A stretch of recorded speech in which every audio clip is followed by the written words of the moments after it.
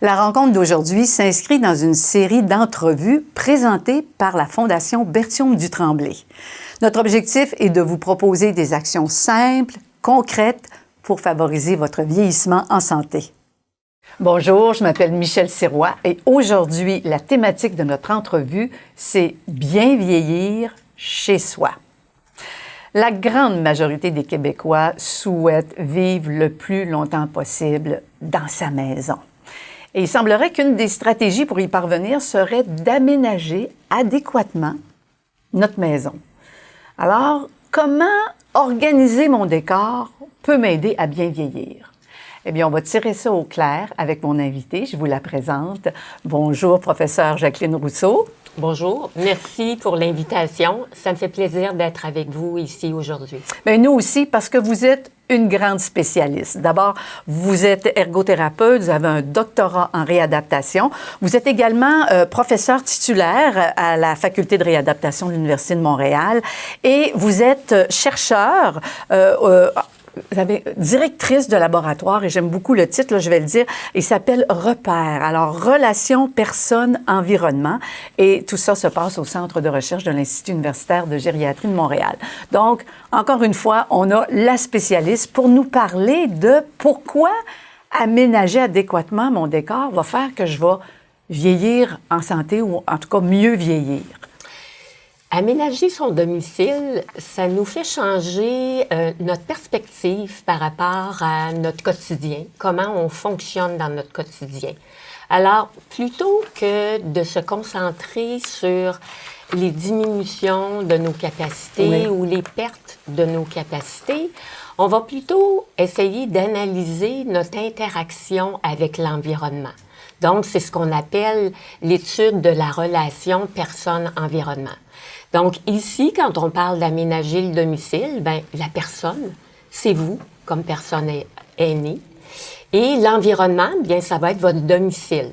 L'intérieur du domicile, l'extérieur aussi. Oui. Donc, si on prend un exemple au quotidien, on pourrait penser à une personne qui a un peu de difficulté à marcher, qui utilise une marchette occasionnellement ou plus souvent. Et si on pense à, justement, ne pas se préoccuper de la condition de la personne parce que ses capacités ne changeront pas ou encore sa condition ne peut pas récupérer mais pourrait se détériorer, on va changer notre focus et on va plutôt miser sur des changements dans l'environnement. Et là, on peut faire toutes sortes de choses dans notre environnement. On peut, par exemple, si on a des tapis ou des carpettes à la maison, bien les enlever.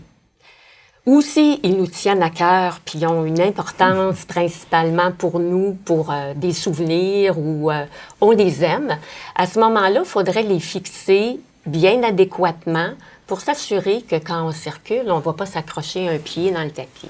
Alors, ce que je comprends, autrement dit, c'est que on retrouve le contrôle de notre vie. On augmente notre sentiment de sécurité en arrêtant de focusser sur qu'est-ce que j'ai perdu, mais focuser plus sur qu'est-ce que je peux faire pour me permettre de continuer à vivre. Exactement. On va changer notre perspective et on va essayer de changer ce qu'on peut changer. Et donc, on va pouvoir agir sur cet environnement. Je pourrais vous donner d'autres exemples, mais... Craignez pas que je vais profiter du fait que vous êtes là, professeur Rousseau, pour regarder toutes les pièces de la maison puis de découvrir comment on peut adapter. Mais avant d'aller là, est-ce qu'on peut dire qu'il y a une différence par le fait si je vis dans une grande maison ou une petite maison? Est-ce qu'il y a des choses auxquelles il faut que je m'attarde? Je dirais que la première chose, c'est si on a une trop grande maison. Pensons à une maison à 2 étages, par exemple. Bien, une trop grande maison va aussi faire en sorte que je vais dépenser plus d'énergie dans mon quotidien. Parce que, par exemple, je vais me promener d'un étage à l'autre et je vais avoir des superficies plus importantes. L'autre élément, ce sont les escaliers. Donc, à ce moment-là, circuler dans les escaliers régulièrement dans mon quotidien, bien, ça augmente aussi le risque de chute. Ah, Et OK. on ne veut pas ça. OK. Donc, privilégier peut-être des plus petits espaces quand on avance en âge. Et dans le fond, c'est d'évaluer son besoin par rapport à son environnement. Donc, peut-être que j'ai plus besoin d'avoir une maison à 2 étages. Peut-être que j'ai plus besoin d'avoir un appartement 5,5. Donc, on peut revoir l'aspect hébergement et voir qu'est-ce qui répond mieux maintenant à nos besoins. L'élément que j'amènerais ici, peu importe si on a une petite maison, une grande maison, c'est l'aspect de l'encombrement. Souvent, on oublie cet aspect-là. Ça fait longtemps qu'on demeure dans le même domicile. On accumule des choses. On a eu des enfants. On a des petits-enfants qui viennent encore. On garde toutes sortes de choses.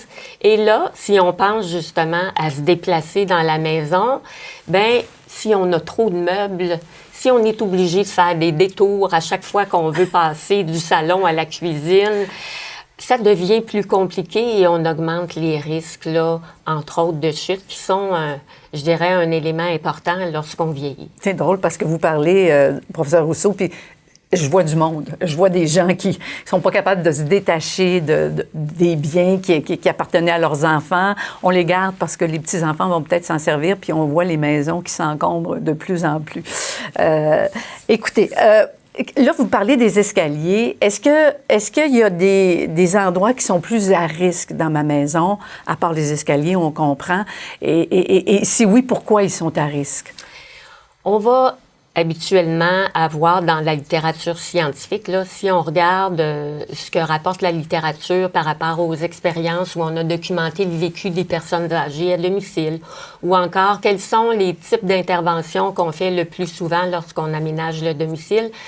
Escalier intérieur, escalier extérieur, et on pourra parler de plus de détails à ce niveau-là, la salle de bain. Ah oui. La salle de bain est un endroit où on a beaucoup d'interventions au niveau des aménagements. C'est un endroit où c'est plus à risque. Et dans certains cas, on aura la cuisine, mais pas nécessairement de façon exhaustive. Si vous voulez, je pourrais donner plus de détails.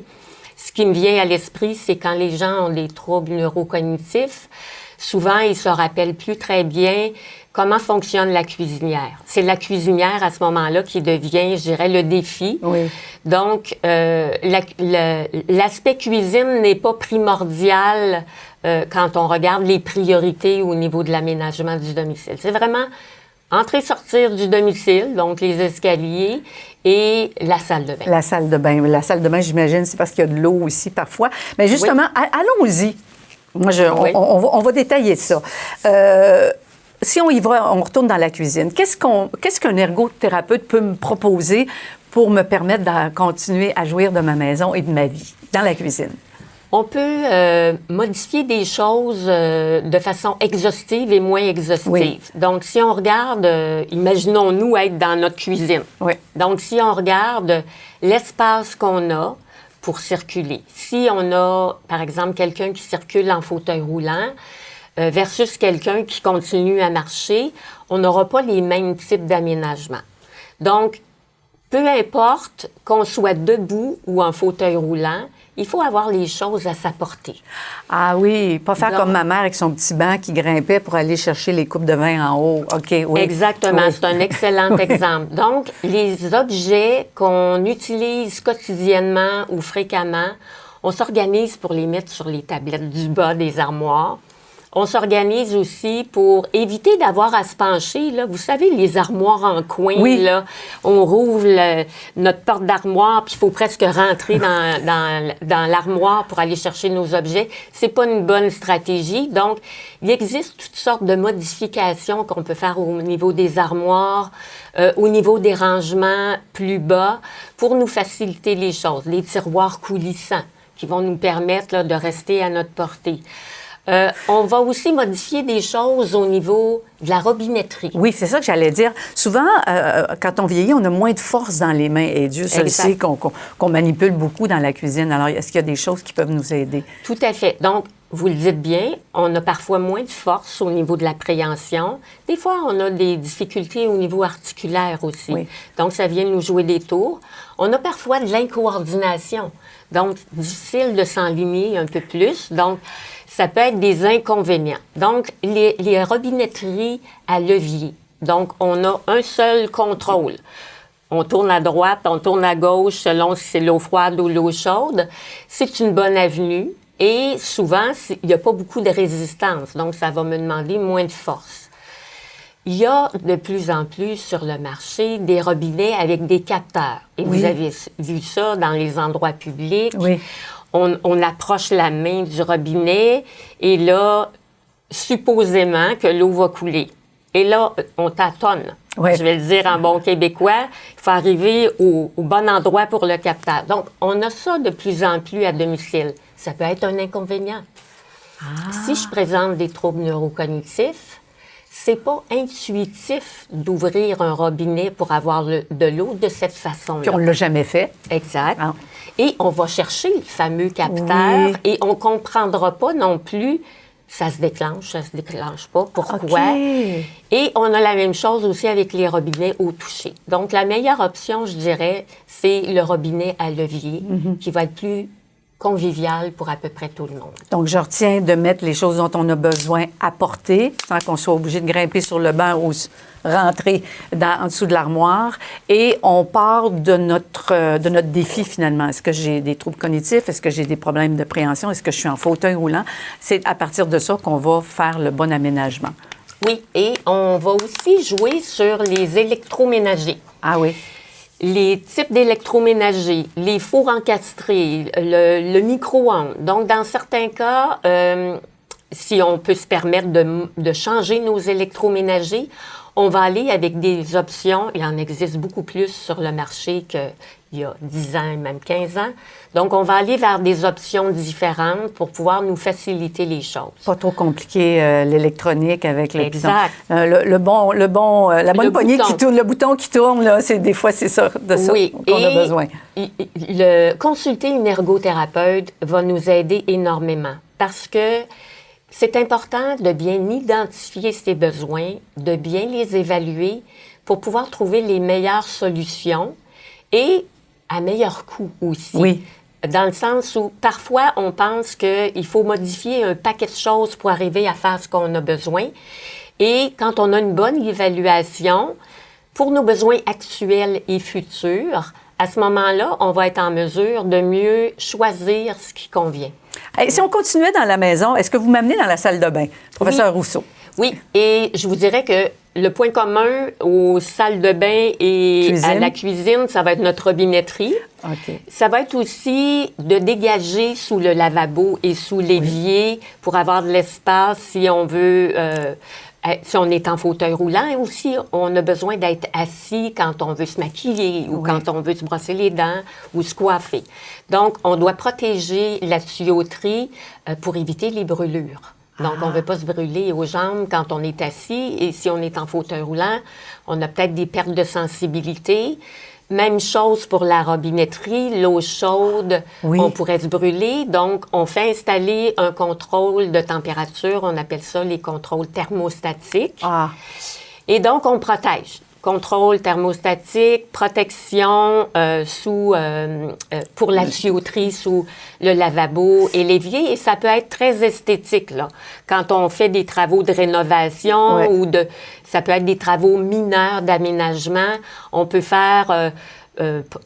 confectionner nos armoires pour que ce soit vraiment esthétique et ça fait très bien. Puis le sol, est-ce que nos céramiques sont toujours recommandées? Est-ce que...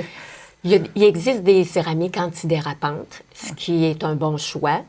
Et on fait attention là, pour avoir des surfaces antidérapantes aussi dans la baignoire, dans la douche. Oui. La salle de bain est souvent l'endroit où on va faire le plus d'aménagement. Donc, si on pense à rénover notre maison, Oui. même si on n'a pas de problème actuellement, mais qu'on pense vivre dans cette maison-là pendant longtemps, je dirais que prévoyons. Au moment de la rénovation, projetons-nous 20 ans plus tard. Exact. Oui. Et si on achète une nouvelle maison ou qu'on fait construire une nouvelle maison, la même chose. Essayons de prévoir au cas où. Oui. Donc, on prévoit des renforcements dans les murs. Ah, pour les barres d'appui. Exactement. Ah, oui. On le prévoit pour la toilette, la baignoire, la douche. La douche, idéalement, sans seuil. Et on a aussi le contrôle thermostatique pour la douche aussi. Donc, on s'installe pour éviter les brûlures ou les risques de brûlure. Pour la baignoire, il existe toutes sortes de designs de baignoires. Puis des fois, on se laisse emporter par une grande baignoire, ce serait intéressant, etc. Oubliez pas que les grandes baignoires, c'est plus difficile à enjamber. C'est plus difficile de se relever. Donc, les baignoires de grandeur plus standard vont être plus intéressantes si on veut prévoir. Et il existe là aussi des beaux designs. OK. Et les baignoires vont nous permettre aussi d'avoir toutes sortes de robinetteries. La même chose.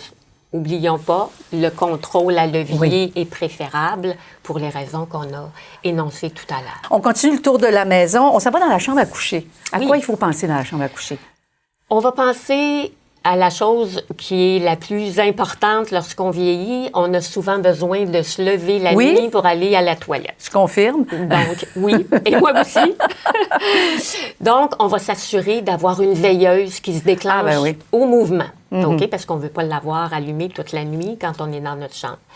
Donc, on s'assure d'avoir une veilleuse ou sinon, il existe des lampes qu'on peut mettre à côté sur notre table de chevet qui va se déclencher juste en y touchant. Oui, ou des fois en tapant dans les mains, on a déjà vu ça aussi. Donc, c'est parfait. Donc, l'idée, c'est d'éclairer notre chemin jusqu'à la salle de bain. Oui, donc, ça veut dire que si je prends le corridor pour me rendre à ma salle de bain, je dois avoir aussi de l'éclairage dans mon corridor. OK, on est clair. Veilleuse avec le détecteur de mouvement ou dans les maisons, parfois, avec plus de design ou plus moderne, on va avoir un éclairage intégré au plancher. Oui.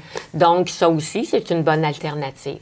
Veilleuse dans la salle de bain aussi. Aussi, une fois qu'on est rendu arrive dans la salle de bain puis on n'a plus rien. Oui, OK. Moi, je suis pas pire. J'ai la veilleuse dans la salle de bain, mais j'ai encore rien. Et moi, j'ai un problème. J'ai un chat qui est souvent sur le plancher. Oui. Est-ce qu'on peut parler aussi de ces petits animaux qui peuvent causer problème aussi? Oui, il faudrait prévoir que son animal ne va pas nous arriver entre les jambes quand on se lève. Ouais. Donc, là, c'est des stratégies que le maître de l'animal doit prévoir. Va décider lui-même. Est-ce que nos vêtements aussi peuvent causer un problème? Oui, les draps et les vêtements. Donc, les draps, quand je me lève du lit, je m'assois sur le bord de mon lit, j'ai enlevé mes draps un peu, des fois pas tout à fait, des fois les draps débordent du lit. Et là, quand je me lève, je m'accroche quand je fais mon premier pas. Donc, bien s'assurer que les draps sont bien éloignés avant de se lever. Ça doit être un classique, ça. Oui. Oui, hein? Oui. Et faire attention aussi au pyjama, la jaquette ou la robe de chambre, à la longueur. Parce que si c'est trop long, ça va être la même chose. On va se lever et on risque de s'accrocher les pieds. S'enfarger, comme on dit. Oui, exactement. L'autre élément, ce sont les pantoufles. Il faut avoir des pantoufles qu'on peut se glisser facilement dans les pieds et avec des semelles antidérapantes. Bon. Dans le salon maintenant, on est rendu dans le salon. Qu'est-ce qu'on peut aménager dans notre salon pour nous rendre la vie plus sécuritaire? Dans le salon, habituellement, on va avoir notre téléviseur, on va avoir peut-être des fauteuils à quelques endroits pour faire de la lecture. Des fois, on a un petit aménagement qui nous permet de faire des jeux de société. Oui. Donc, on va essayer de prévoir l'éclairage. Encore une fois. Les déplacements. Donc, je reviens à l'aspect d'encombrement. Plaçons notre mobilier pour avoir des zones de circulation sans obstacle. Ça va nous aider, qu'on ait une marchette ou pas. Oui. On va aussi faire attention à l'éclairage naturel et l'éclairage artificiel. L'éclairage naturel, écoutez, il fait beau aujourd'hui, j'ouvre mes rideaux, j'ai un plancher de bois franc qui est verni. Super verni. Oh. Il est vraiment beau, mais avec l'éclairage de l'extérieur, ça peut provoquer un effet d'éblouissement. Oh, surtout si on commence à avoir des cataractes, on voit moins bien. Oui, et si on a des problèmes visuels, ça peut être encore plus incommodant. Mais même si on n'en a pas, ça peut être incommodant. Donc, les surfaces luisantes vont venir nous jouer des tours. OK. Donc, on s'installe des voiles dans les fenêtres. Ah. Ça va nous permettre de voir dehors quand même, de profiter de cette clarté naturelle. Et il existe de plus en plus de stores avec toutes sortes d'options qui vont nous permettre de voir dehors sans être vus à l'intérieur. Donc, on peut choisir des options intéressantes. Pour ce qui est de regarder la télé, si on a une fenêtre derrière le téléviseur, on va se retrouver à regarder la télé en contre-jour. Ce qui va nous demander beaucoup d'efforts au niveau visuel et ça va nous incommoder. Fermons notre rideau, fermons notre star. Ça va venir nous aider aussi. L'éclairage artificiel pour le soir. Oui. Parce qu'on veut voir clair quand on se déplace. Donc, on va choisir des ampoules plus fortes. On va choisir des gradateurs pour nos lumières. Donc, on peut varier l'intensité. On va choisir un éclairage qui n'est pas direct.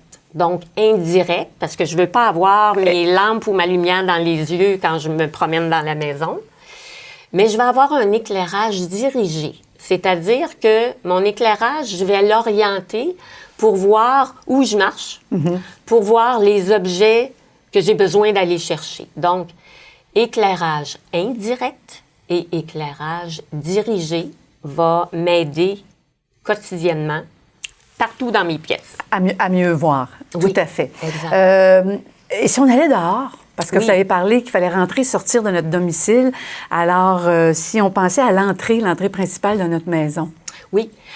Là aussi, si on fait des rénovations, c'est intéressant de réfléchir à notre terrassement et à nos balcons ou nos escaliers pour prévoir si jamais on a besoin un jour d'installer une rampe d'accès ou une plateforme élévatrice. Oui. Mis à part ces éléments, on va s'assurer d'avoir des mains courantes. Oui. Donc, même si on a juste 2-3 marches, mains courantes. C'est important juste de s'accrocher, perdre l'équilibre et tomber en bas d'une marche peut être suffisant pour se blesser quand même sérieusement. Oui, puis avec les hivers, hein? Oui, aussi. Tout à fait. Et on va prévoir aussi d'avoir des marches et des contre-marches égales. On ne veut pas avoir des marches, la première qui est d'une certaine profondeur, la deuxième différente. Ça déséquilibre le rythme pour monter un escalier. Ça nous met plus à risque de tomber. Oui. Alors, c'est bien. Dans mon jardin, en arrière, dans ma cour, parce que moi, je vous écoute, là, puis je me dis, j'ai pas bien prévu mon affaire. Je vais en avoir de la rénovation à faire. On est rendu dans la cour, là. Est-ce qu'il y a des choses auxquelles il faut que je pense, si je veux continuer à jouir de mon jardin? Oui, puis on aime ça être dehors l'été, c'est intéressant. Donc, autant le balcon que la terrasse ou le jardin, on va prévoir là aussi main courante dans les escaliers. On va prévoir un éclairage extérieur. Des fois, on reste dans notre cour le soir, puis on revient dans la maison, il fait déjà noir. Donc, un éclairage qui va se déclencher au mouvement ou qui va être connecté à une minuterie. Oui. On va prévoir aussi nos surfaces pour circuler. Donc, si on se fait faire un aménagement paysager, là, bien, profitez-en pour ne pas mettre de gravier. Puis, le minimum de pelouse sur les secteurs où vous marchez. Alors, je mets quoi? On peut mettre des pas japonais, qui sont des grandes pierres. Oui. Et entre les pas japonais, bien, on peut avoir des plantes, on peut avoir de la verdure. Mais on va placer nos pas japonais pour avoir une séquence de marche qui va être adéquate. Okay. On peut mettre des surfaces plus rigides, comme du pavé uni pour notre terrasse, plutôt que d'avoir une terrasse qui va être dans la pelouse. Donc, on peut avoir certaines stratégies qui vont nous aider. OK. Puis les fleurs, si je veux me mettre des fleurs, est-ce que c'est dans... Parce que là, vous dites qu'il ne faut pas se pencher pour aller dans l'armoire, mais quand je veux m'occuper de mes fleurs, il faut que je me penche aussi?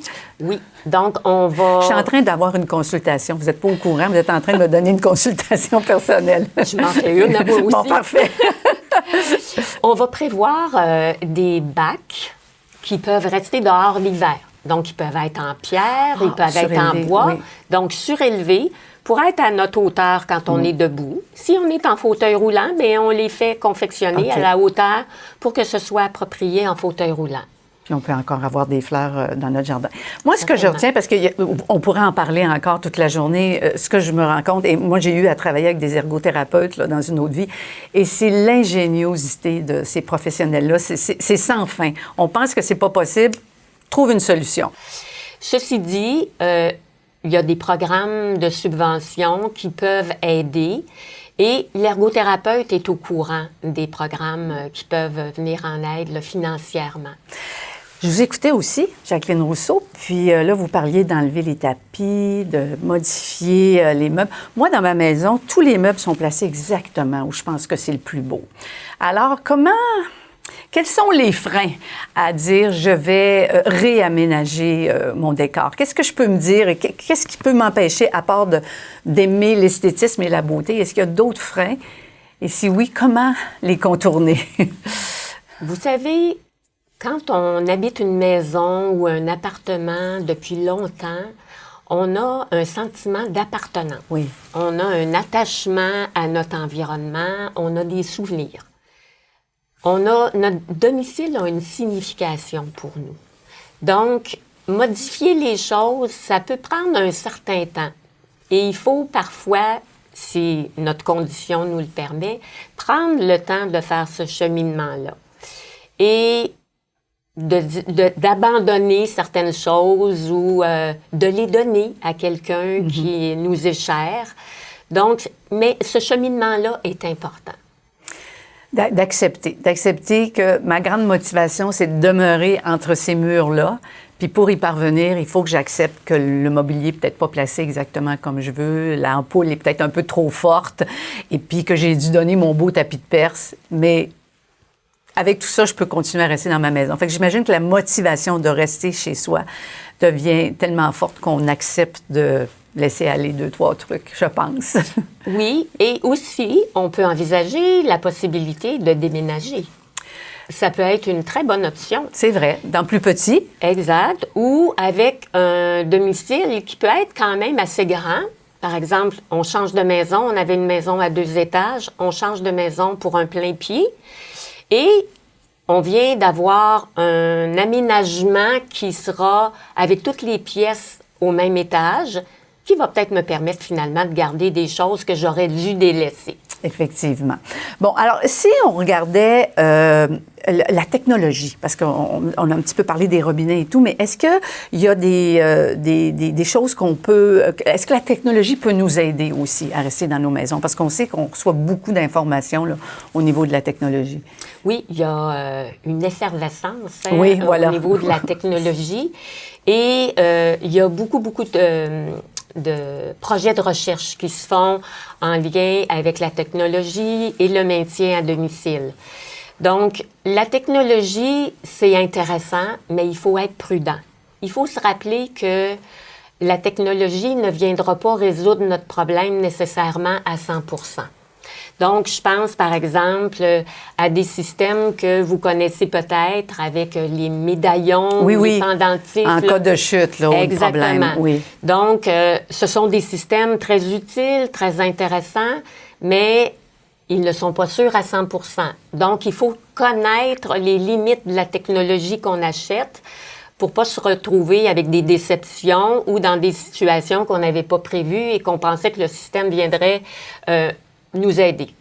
Donc, je dirais que déjà, sans parler d'une technologie élaborée, d'avoir un système d'alarme à la maison qui est connecté peut nous aider au niveau là, de certains risques. Donc, c'est une bonne option et beaucoup de gens ont déjà cette option-là. Si on pense à la technologie, par exemple, pour la détection des chutes, on a parlé là, des systèmes pendentifs bracelets, il existe aussi des systèmes avec des caméras. Oui, un peu plus intrusifs dans l'intimité de la personne. Oui, surtout que les systèmes qui sont commercialisés présentement sont des systèmes où on a un visionnement en continu. Donc, il faut connaître cette information-là. Oui. il y a de plus en plus de recherches qui se fait sur la combinaison de plusieurs systèmes. Détecteurs de chute, un peu avec les principes qu'on a parlé, et systèmes de caméra. Et il existe des systèmes de caméra au niveau de la recherche où on ne filme pas en continu. Donc, vous avez des caméras, ça filme, les images s'écrasent au fur et à mesure. Donc, s'effacent au fur et à mesure. Oui, okay. Et l'image va être préservée et déclenchée à, par exemple, votre fils, votre fille, votre proche aidant sur son cellulaire seulement en cas de chute. Okay. Et avec un mot de passe, et c'est sécurisé. Et ça, c'est au niveau de la recherche. On ne peut pas encore se prémunir de ce système-là. Non, mais on peut se dire qu'un jour, ça viendra. Ça s'en vient. Ouais. Alors, on a aussi parlé dans une autre entrevue, dans plusieurs de nos entrevues, on revenait toujours sur le fait que c'est important pour la personne qui est à la retraite, qui vieillit, de continuer à être en contact avec son monde, d'aller jouer dehors. Oui. Mais là, dehors, c'est un grand territoire. Est-ce qu'il y a des choses qui sont faites pour faciliter la vie des personnes âgées dans leur quartier, par exemple? Certainement. Il y a l'Organisation mondiale de la santé en 2007 qui a lancé une initiative qui s'appelle les villes amies des aînés. Donc, c'est vraiment pour nous. Oui. Et la volonté, c'est de promouvoir que les personnes aînées demeurent en bonne santé et restent actives. Oui. Et pour ça, les initiatives demandent aux municipalités, aux villes, de faire un effort pour rendre le quartier accessible, la ville accessible. Par exemple, ça serait quoi que les... On va, par exemple, être plus vigilant sur les feux de circulation. On va avoir des feux de circulation où on va laisser plus de temps. On va avoir un chronomètre qu'on va voir visuellement pour savoir le temps qu'il nous reste pour traverser.